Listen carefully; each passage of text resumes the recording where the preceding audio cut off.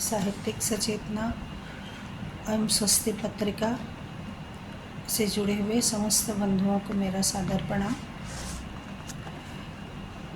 स्वस्ति पत्रिका निरंतर प्रगति पथ पर आगे बढ़ते रहे एवं उसके संस्थापक गणों को हमेशा निरंतर अक्षुण्ण इस पत्रिका का संपादन करते रहें, इसी शुभकामना के साथ मैं आज थोड़ी सा त्याग के ऊपर बात करना चाहती हूँ।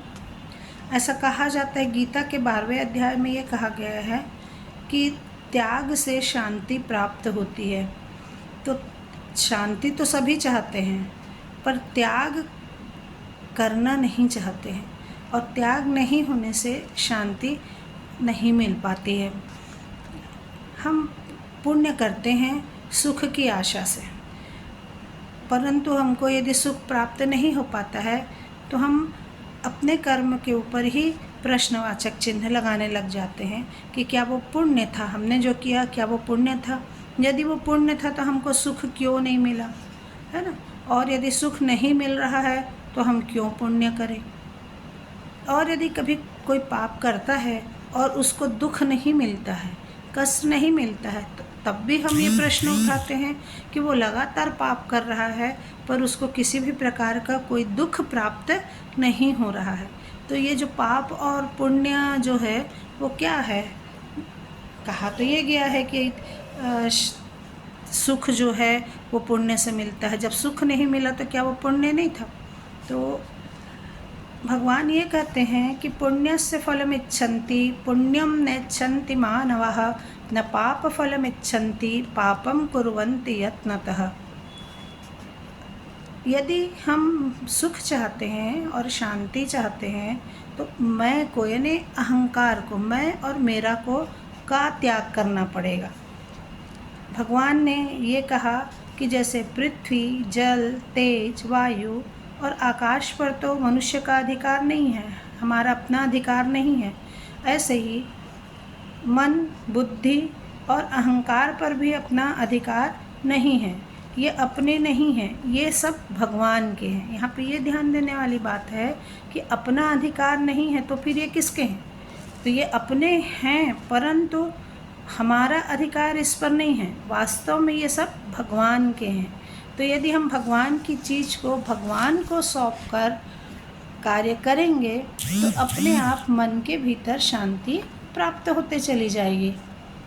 अहंकार भी दो प्रकार का होता है ना। एक तो जड़ चेतन सभी में अपना अहंकार होता है, दूसरा जड़ और चेतन को एक मानने से जो अहंकार होता है वह खुद हम मान लेते हैं। तो एक अपना अहंकार है और दूसरा जड़ अंश प्रकृति से प्राप्त और चेतन अंश अपने अहंकार है। इस प्रकार प्रकृति के अंश को प्रकृति का मानकर उसमें मैंपन को हम छोड़ देंगे। जब हम उसको प्रकृति का मानकर मैं और मेरा को छोड़ देंगे तो अपने आप हमको स्वाभाविक रूप से शांति प्राप्त होते जाएगी। यदि हम उस सब में ये मेरा है और ये मैं हूँ, ये मैं कर रहा हूँ, ऐसा सोच के यदि हम किसी भी काम को करेंगे तो फिर हमको शांति नहीं प्राप्त होगी। उससे प्राप्त और सुख दुख से हम जुड़ जाएंगे। हम पुण्य करेंगे और हम सुख चाहेंगे। हम कोई पाप करेगा तो हम उसका परिणाम उसके लिए दुख के रूप में चाहेंगे।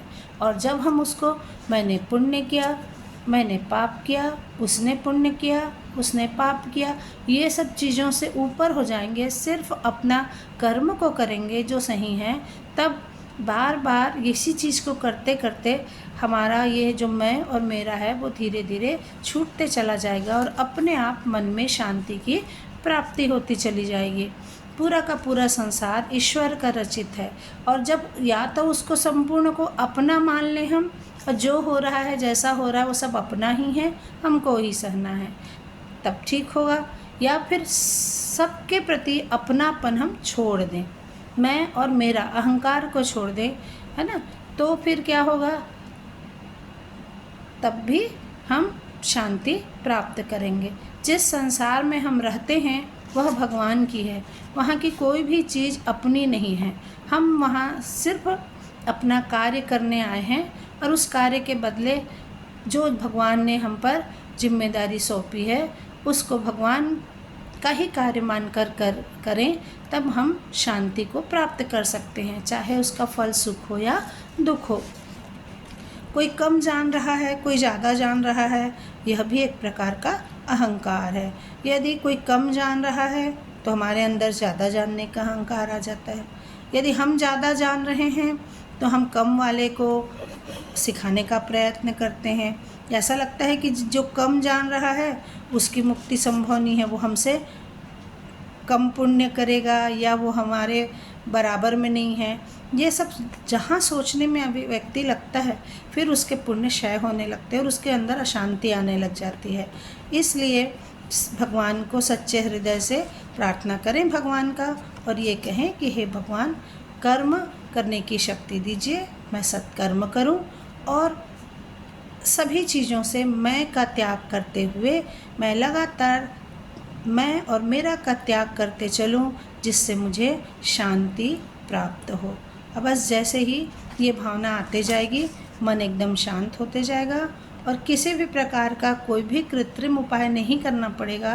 धीरे धीरे हमारी निराशाएं दूर होती चली जाएंगी और आज के युग में भी हम एक सनातन धर्म के मानने वाले सच्चे सनातन धर्मी बनकर जीवन पथ पर आगे बढ़ेंगे। धन्यवाद।